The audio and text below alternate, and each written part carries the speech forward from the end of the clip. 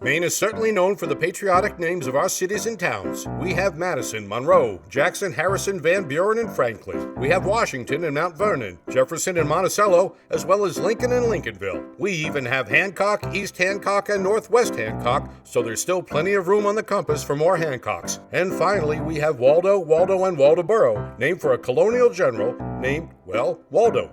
But Waldo County's primary claim to fame is being home to Mathews brothers. In fact, back in the olden days, when people wanted to apply for a job or take a free tour of their window factory, they'd ask passing strangers, "Where's Waldo?" A saying which inspired the classic anthology of the same name. Not a joke. Nowadays, people have it easy. They want to apply for a job or sign up for a tour, all they gotta do is go to MathewsBrothers.com and click on the appropriate bright red button. You can find our wicked awesome windows and doors at Better Lumberyards and Window Professionals, or on the web at MathewsBrothers.com. Mathews Brothers with one T, America's oldest window manufacturer.